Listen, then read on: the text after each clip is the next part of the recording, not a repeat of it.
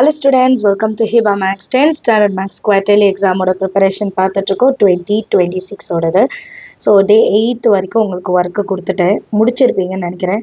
முடிச்சிட்டிங்கன்னா comment செஷனில் சொல்லுங்கள். நிறைய பேர் சொல்கிறது இல்லை. ஸோ நீங்களும் முடிச்சிட்டிங்க அப்படின்னு சொன்னீங்கன்னா நிறைய பேர் அதை ஃபாலோ பண்ணுவாங்க. ஸோ மறக்காமல் ஃபஸ்ட்டு இது வரைக்கும் கொடுத்ததை நீங்கள் முடிச்சிட்டிங்களான்னு சொல்லுங்கள். நெக்ஸ்ட் எனக்கு டே 8. டே 8ல் நான் கொடுத்துருக்க டாபிக் என்னென்னா எக்ஸசைஸ் 3.9, 3.10 அண்ட் 3.11. இந்த 3 எக்ஸசைஸ் தான் கொடுத்துருக்கேன். எல்லாமே குவாட்ராட்டிக் ஈக்குவேஷனோடது. சரிங்களா? இதில் ஒரே ஒரு ஜென்ரல் ஃபார்முலா மெயினாக வரும் 3.9ல்.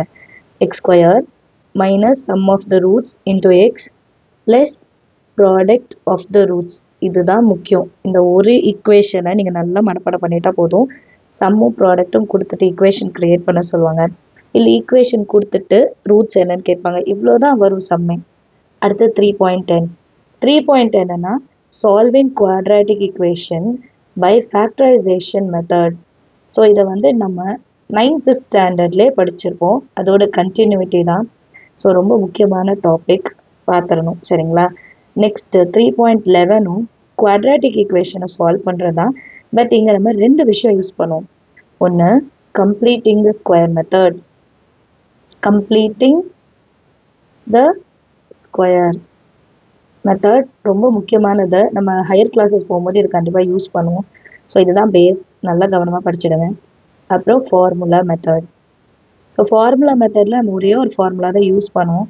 X is equal to minus b plus or minus root of b square minus 4ac divided by 2 into a. இப்போ ஏபிசிலாம் எப்படி எடுப்போம்? எக்ஸ் ஸ்கொயருக்கு முன்னாடி வரது ஏ ப்ளஸ் எக்ஸுக்கு முன்னாடி வரது b less constant C equal to 0. இதெல்லாம் இதில் சப்ஸ்டியூட் பண்ணாலே ரூட்ஸ் என்னென்னு கிடச்சிடும். சரிங்களா? ஸோ இவ்வளோ தான் நம்ம செய்ய வேண்டியதை. ரொம்ப ஈஸியான 3 எக்ஸசைஸ் தான் கொடுத்துருக்கேன். ஸோ மறக்காமல் சால்வ் பண்ணிடுங்க. கம்ப்ளீட்டிங் த ஸ்கொயர் மெத்தட்லாம் ரொம்பவே முக்கியம். சரியா?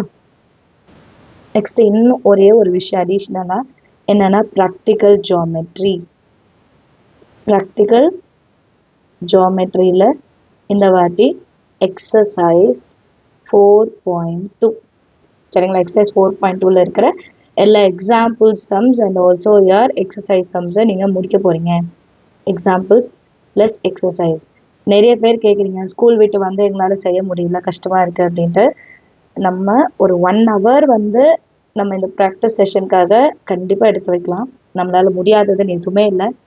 உங்களால் முடியாதுன்னு எதுவுமே இல்லை. கண்டிப்பாக உங்களால் ஒரு டைம் எடுத்து வச்சு மேக்ஸுக்காக சால்வ் பண்ண முடியும். ஸோ இதை ட்ரை பண்ணுவீங்கன்னு நினைக்கிறேன். டே 8 வரைக்கும் நான் கொடுத்துருக்க ஒர்க்கை கண்டிப்பாக முடிச்சிருங்க. டே 7 வரைக்கும் முடிச்சிட்டிங்களான்னு கமெண்ட் செஷனில் சொல்லுங்கள். ஸோ இம்பார்ட்டன்ட் கொஷின்ஸ்லாம் 1 by 1 தரேன்.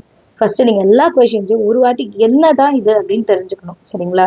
ஸோ ஏன்னா நிறைய பேர் இம்பார்ட்டன்ட் கொஷின்ஸ் மட்டும் பார்த்துட்டு போவோம். பட் அங்கே கொஷின் பேப்பரில் அப்படியே தலையில் இருக்கும். எல்லாமே நார்மல் கொஷின்ஸாக கேட்பாங்க. அது நம்ம என்னன்னு கூட பார்த்து வச்சுருக்க மாட்டோம். பட் அதுதான் உள்ளதுலே ஈஸியான கொஷின்ஸாக இருக்கும். ஸோ அதனால தான் சொல்கிறேன், இம்பார்ட்டன்ட் கொஷின்ஸ்க்கு ப்ரையாரிட்டி கொடுங்க. பேலன்ஸ் இருக்கிற கொஷின்ஸை என்னன்னாவது தெரிஞ்சு வச்சுக்கோங்க. இது எப்படி செய்யணும் அப்படின்னு கண்டிப்பாக நமக்கு தெரியணும். சரிங்களா? All the very best. Next வீடியோவில் டே 9 பற்றி பார்க்கலாம். இந்த வீடியோஸ்லாம் உங்களுக்கு யூஸ்ஃபுல்லாக இருந்தால் மறக்காமல் லைக் பண்ணுங்கள். சேனல் இன்னும் சப்ஸ்கிரைப் பண்ணலன்னா சப்ஸ்கிரைப் பண்ணுங்கள். உங்கள் ஃப்ரெண்ட்ஸ் சர்க்கிளுக்கு ஷேர் பண்ணுங்கள். கூட பெல் ஐகான் செலக்ட் பண்ணிடுங்க. தேங்க்யூ ஸோ மச் ஃபார் வாட்சிங்.